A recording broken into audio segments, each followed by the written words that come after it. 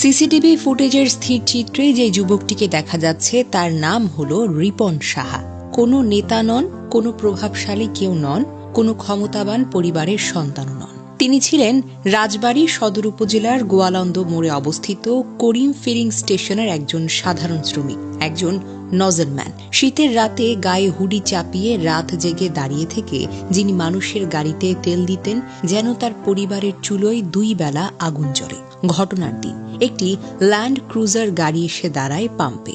গাড়ির মালিক আবুল হাশিম প্রায় 5,000 টাকার তেল নেন। এরপর কি হয় জানেন? গাড়িতে উঠে বসে, টাকা না দিয়ে গাড়ি চলতে শুরু করে। এই দৃশ্য দেখে রিপন সাহা দৌড়াতে শুরু করেন। 5,000 টাকা, এটা হয়তো ল্যান্ড ক্রুজারের মালিকের কাছে তুচ্ছ ব্যাপার, কিন্তু রিপনের কাছে ছিল তার কয়েক দিনের ঘাম ঝরা শ্রমের সমান। টাকা না দিয়ে যখন তারা চলে যায়, রিপন সাহা বাধা দিতে যান, কিন্তু সেই বাধার মূল্য ছিল ভয়াবহ। গাড়ি থামেনি, বরং রিপন সাহার শরীরের উপর দিয়ে চালিয়ে দেওয়া হয়। এক মুহূর্তে একটা জীবন থমকে যায়। ঘটনাস্থলেই মারা যান পেট্রোল পাম্পের এক সাধারণ শ্রমিক। সিসিটিভি ফুটেজে সবই ধরা পড়েছে, দৌড়, বাধা দেওয়া আর নির্মমভাবে চাপা পড়া এক যুবকের নিথর দেহটা।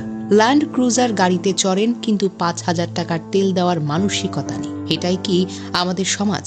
আর যিনি গাড়ির মালিক আবুল হাশিম, তার পরিচয় আরো ভয়ঙ্কর প্রশ্ন তোলে। 2025 সালের 22 ফেব্রুয়ারি দিবাগত রাতে রাজবাড়ীর গোয়ালন্দ উপজেলার দৌলতদিয়া যৌনপল্লী এলাকা থেকে পুলিশ তাকে গ্রেফতার করে।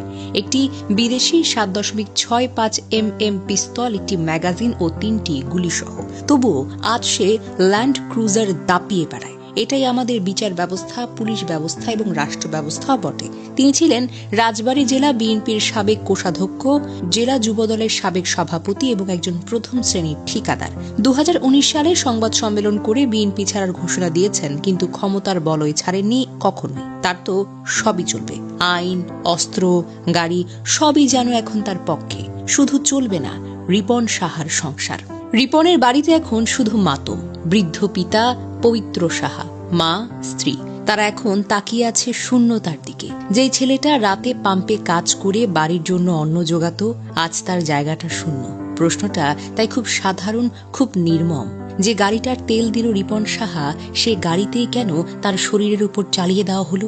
5,000 টাকার জন্য একটা জীবন। এই মৃত্যু কি শুধুই দুর্ঘটনা, নাকি এটা ক্ষমতার দম্ভে করা একটা হত্যাকাণ্ড? আজ রিপন সাহা নেই, কিন্তু প্রশ্নগুলো রয়ে গেল। এই দেশে গরিবের জীবনের দাম কত?